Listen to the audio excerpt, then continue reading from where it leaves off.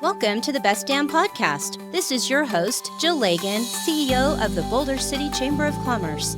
In each episode, we will highlight what makes Boulder City, home of the Hoover Dam, the ideal place to operate your small business, explore world-class tourism attractions, and discover why we are the perfect place to live and unwind.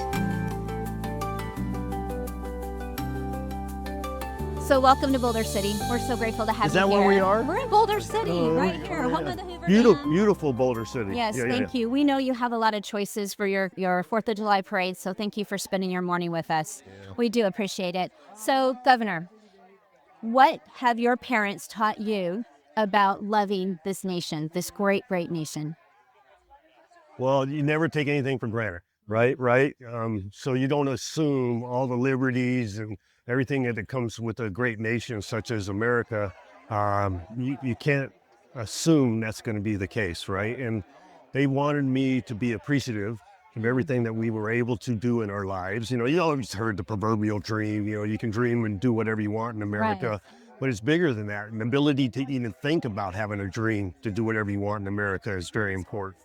And they made me realize that,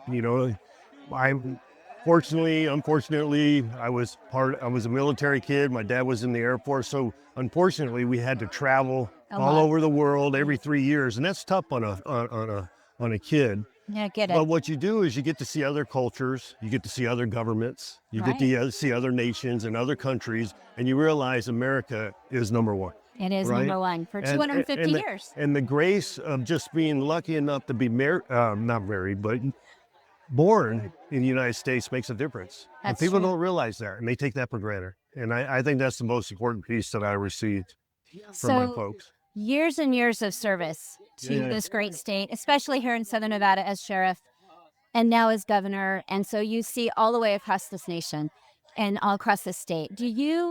What do you see is the reason for the spirit of Nevada? We have such a strong spirit here in Nevada. What do you think that is? What does that stem from? You know why? It's because people came here. A lot of people aren't from Nevada, right? Right. But they came here because they said, hey, that's what that attracts them. The business environment, the spirit, and the welcoming nature of Nevada, because we're young compared to some of the other states.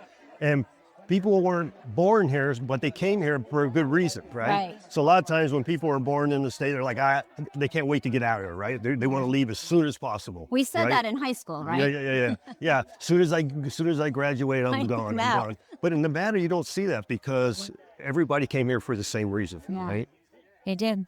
The camaraderie, the family, the neighborhoods, the community, all the things you could imagine across the board.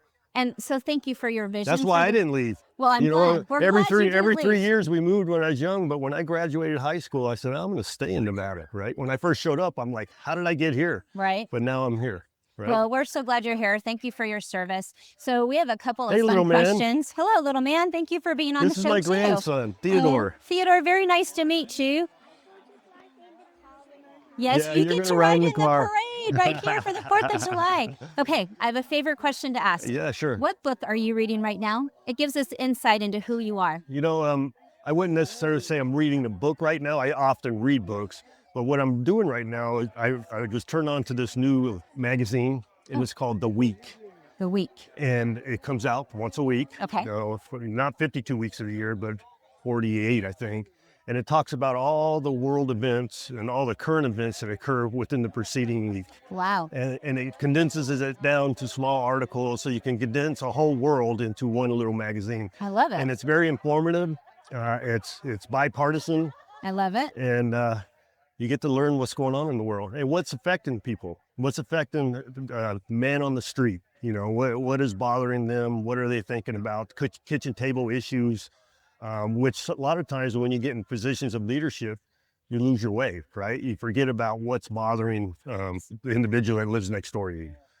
And I think that's more important than what's bothering, the bigwig in town. So. I love it. I'm going to have to check that out. Thank you for that Yeah. share. And so Did that give you any insight? You said you wanted some insight by what I was reading. Well, it's always fun when I find out you're reading rom-coms or something. It makes me feel a little better about my That reading ain't never list. going to happen. They ain't never going to happen. So. Well, thank you. And so final question. Yeah. What is your dream? What's your vision? What do you want to leave with the state of Nevada? After your service is over, what do you hope was your legacy? Well, when I first ran as governor, I told everybody I want to be known as the education governor. Love it. Okay. And to me, education is the foundation of everything we do in life, right? Your vision, your ability to succeed, your quality of life. And we have not been known to be a good education state for a long time. And I had made a promise to my constituents and the people I represent that I was going to make a difference in that space. And I think we've made a fantastic strides in the last 3.5, 4 years in the education space. We're seeing that in the numbers, graduations, early education improvement. But we're going to continue down that path for the next 4 years and ensure that it becomes foundational and it's not just a whimsical idea. Right. And we're going to be better for it as a state and as a nation. I really appreciate that. And thank you for helping to educate our youth. They are our future. So we're very grateful for that. Obviously, Theodore's part of that future. So thank you. But before we're done, let's talk about you.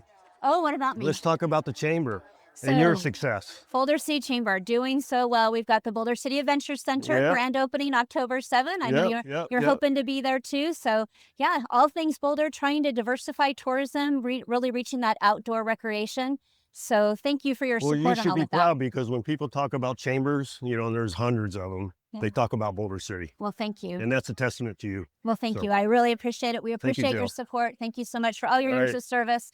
And we're looking forward to the future. And thank you to Boulder City. And thank you for this parade. Thank you. So just real quick, you mentioned, being the sheriff and everything else. I kicked off my first sheriff campaign right here in Boulder City in this parade. And I got duly saturated by the water. Oh, so you did the water entry. Yeah, very good. Well, it is quite. All right, thank you. Thank you so much. We're grateful to have you. And thank you, Theodore, for being a part. And God bless America.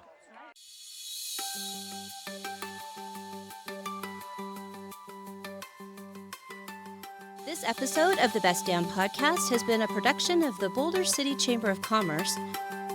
Please check out all the links and social media handles on our website as well at bouldercitychamber.com. You can find the Best Damn Podcast on all your favorite podcast directories. Like us and share on Facebook, Instagram, and Twitter. Until next time, discover, explore, and unwind in Boulder City.